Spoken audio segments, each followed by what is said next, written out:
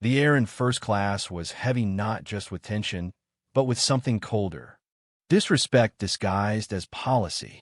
Elaine Richards stood there, calm on the outside, but that kind of quiet that comes right before a storm. The flight attendant couldn't even meet her eyes. "There's been an equipment change, your seat's been reassigned," she said. But when Elaine's eyes landed on the man, lounging across 1A her seat, looking like he belonged there more than she ever could in their eyes, something in her gut told her this wasn't about equipment. "I confirmed my reservation yesterday," she said slowly, her voice calm but sharp. "That man boarded after me, and he's in my seat." The attendant stammered something about economy plus. That's when Elaine hit them with the line. "Do you know who I am?" Not because she needed attention, but because they clearly had no clue what kind of mistake they just made. Here's what no one on Flight 237 knew. Elaine Richards wasn't just a woman in a designer suit. She was the CEO of Horizon Global Holdings, en route to close a $4.3 billion acquisition of their airline. And that 30-minute flight was about to rewrite more than a seating chart. It was going to flip an entire corporate culture on its head. Back at the airline's operations center, Carl Whitman, 32 years deep at Atlantic Airlines and proudly stuck in the past, stared at her name and made a choice. "Let Miss High and Mighty see how the rest of us live," he muttered as he manually downgraded her seat. He knew exactly who she was and exactly what he was doing. At the gate, even the agent was confused. "You're in 14C?" he frowned. "That can't be right." But by the time Elaine boarded, a man in a Yankees cap had already parked himself in 1A like he owned the plane. "This is my seat," he said flatly, barely glancing at her boarding pass. When the attendant realized the mistake, that he should have been in 2C, she suddenly got very quiet. "System error," she called it. "Convenient." Elaine didn't raise her voice. She didn't need to. "You know who I am?" she repeated, softer now. Not a threat, a question. Because clearly, someone had grossly underestimated what she stood for.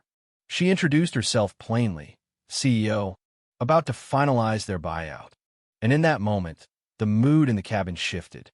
You could feel it. People straightened up, eyes wide, murmurs. The man in 1A suddenly looked less comfortable. The flight attendant's face drained of color. Elaine didn't demand her seat back.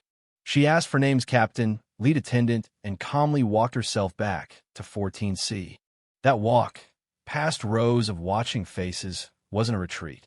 It was a power move. In Economy Plus, a teenage boy named Mason leaned over. "Are you really buying this airline?" he asked, wide-eyed. His dad looked horrified, but Elaine smiled. "That was the plan," she said. "Though I might reconsider." What happened next felt like something out of a movie. Mason's dad, David, introduced himself, offered support. "It didn't seem right," he said. Elaine nodded. "When all the system errors hit just one passenger," she said, "it's rarely the system's fault." They talked about power, about dignity. About a time in 1995 when Elaine, just starting out, lost her seat to a policy change too. Same airline, same playbook. She'd swallowed it then. But it cost her a promotion, respect, and her silence. That day, she promised herself, never again. Just then, the captain called her to the galley. David Wilson, polite, uncomfortable. He admitted the crew had learned who she was too late. "I've already ordered an investigation," he said. Elaine asked one thing: who made the change? Later, her legal chief confirmed it: Carl Whitman. Manual downgrade. Not a glitch, a grudge. He'd even posted rants online calling Horizon vultures and her a threat. By the time Elaine landed at LaGuardia, Atlantic Airlines' top brass was waiting. Their apologies sounded polished. Hollow. But Elaine didn't play along. "This wasn't just a rogue employee," she said. "It's a symptom." And then the boardroom. Dark wood, leather chairs, the kind of room where old power liked to feel safe. Elaine, poised, opened her revised acquisition proposal. Same price, but the terms? Overhauled. Culture audit. Leadership changes. Oversight. They pushed back. Called it punitive. One bad apple, they said. Isolated. Elaine didn't flinch. "A company's culture is shaped by what it tolerates," she said. Then she flipped her tablet around. Message boards. Posts attacking her. Dismissing her. Resisting change. Not anonymous managers, supervisors. You didn't just fail to stop this, she said. You fostered it. Some on the board squirmed. Some understood. One asked if she was saying this was all about race. Elaine kept her tone even. I'm saying bias, whether it's race, power, or fear of change, thrives where leadership lets it. In the end, they caved. 2 concessions, more time for transition, and mutual agreement on the audit partner. Elaine agreed. She got what she came for and more. A press release went out. The deal was done, and the airline had a new name, Horizon Atlantic Airways. But the real shift? That came months later. Elaine stood on stage, reintroducing the airline to its employees not just with a new logo, but with a new mission.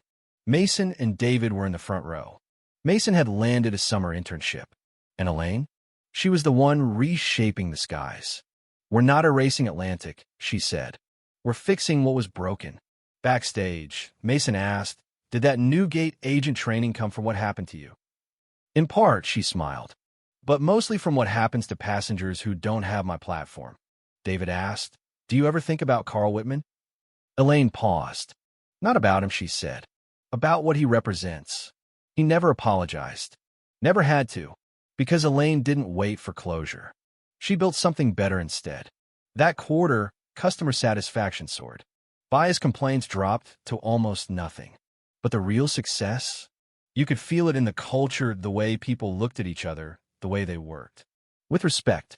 Later, riding to her hotel, Elaine reread a message from David.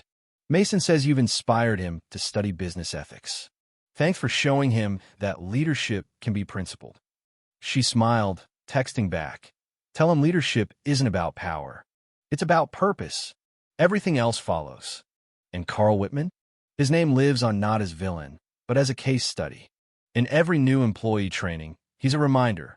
Small acts of bias can cost big. Sometimes they cost you your job. Sometimes they hand the keys to the company to the woman you try to humiliate. That's not revenge. That's reform. Now here's the question, how often do we see injustice and stay quiet? What systems might we change if we spoke up? Like Elaine told Mason, the most important leadership lesson isn't about power. It's about purpose. So what purpose will you stand for? Let's talk in the comments.